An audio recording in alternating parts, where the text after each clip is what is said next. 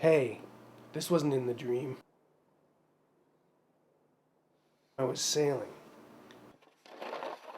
Boat, it said Team Paradise. Sailors from everywhere. Miami.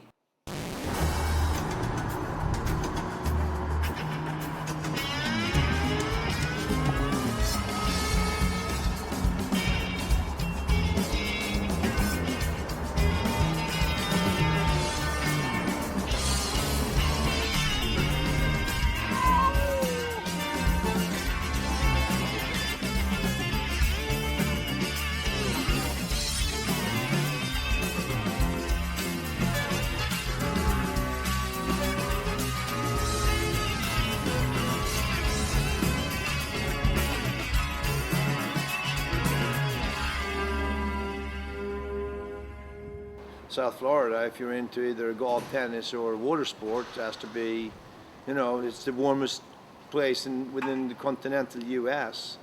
in the wintertime. It has to be one of the top 3-4 venues in the world to race sailboat. Hey, I'm Magnus Liljedahl.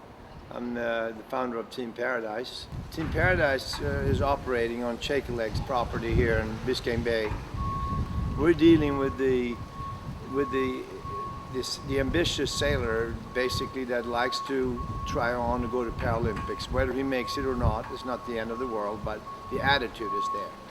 Shakerleg deals with a variety of different programming, but they do not have that sort of high-end sailboat racing program for the disabled as we have. So it's a matter of complementing one another, which is really good, I think.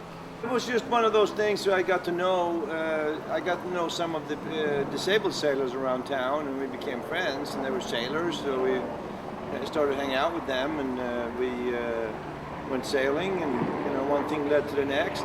Basically what we do is we provide these Paralympic class sailboats for athletes from all over the world that come here to Miami. They don't need to bring their own boat. As a matter of fact, they don't really even need to own a boat. And come here and use our boats. And the really cool thing is it's free of charge. Team Paradise has, at least what I can think of, two missions. The one mission we talked about is to lend out the boats. And the second mission would be to provide as much coaching and as much background in becoming a champion, or what's needed, what's required of each and every athlete to succeed.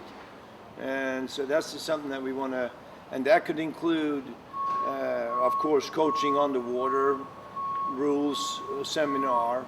Not only that, but also health and fitness, mental training, learning where to get your support. I mean, I'm not talking about necessarily monetary support, but you need to have support from your spouse or your family or your mother and father. You need to have some understanding from people at work that what you do is very important to you right now, so people don't bother you. And because any one of those things needs to be eliminated in order to complete the bigger picture. Sailing is a sport where every little bit counts.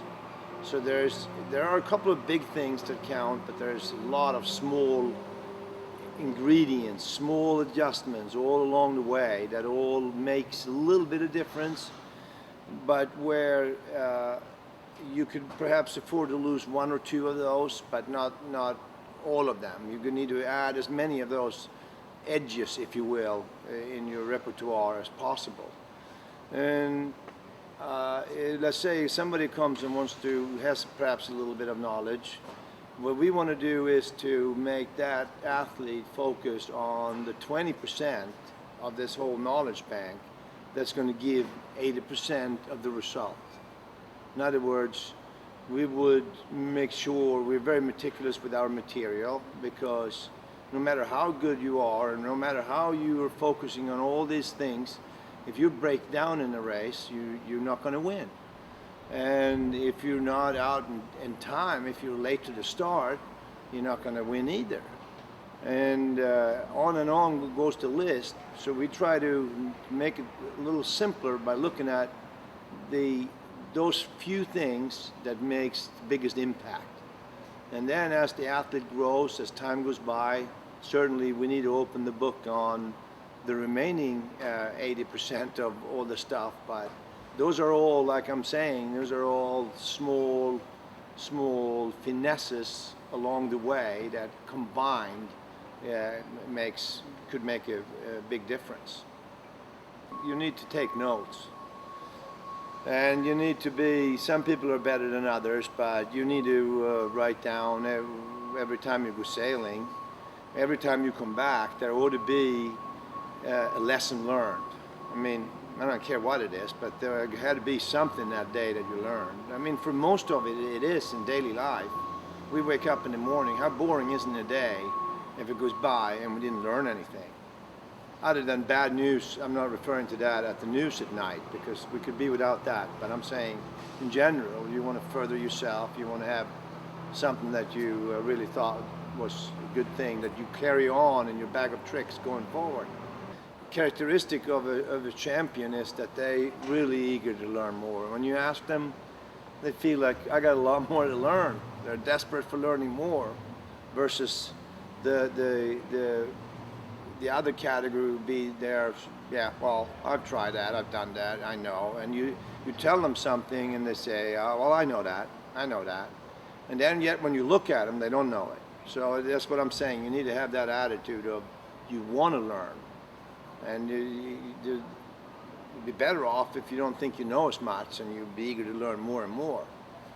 You know, given that we're only 3.5 years old, I can go back and say the first year was a lot of optimism. The second year, there was a lot of work that still had to be done. And last year at the Miami OCR, we did really well. The German team went on to win in one of the classes, and our Scud won. We didn't win in the 2.4 that time. Then it went on to the Paralympic Games, and it happened so to be that all the three disciplines, the Scud, the Sonar, and 2.4, all had been going through our program. They all won gold medals. Not only that, we got a bronze medal in one of the classes as well. So we had a gold and a bronze in that class. So, and really what we want to do is to try to provide this equipment that is capable of winning. So it's not just any boat that is mistreated or has a bunch of faults that we couldn't race to win with. And that's very important to us, is that we maintain a very high standard on our equipment. And in this past regatta, which was the Rolex Miami OCR event, which is a grade A event, it's part of the world tour now in ISAF sailing. We won 2 classes and had a second in the other one, so we got 2 golds and a silver this time. We're very happy with what everything's going on.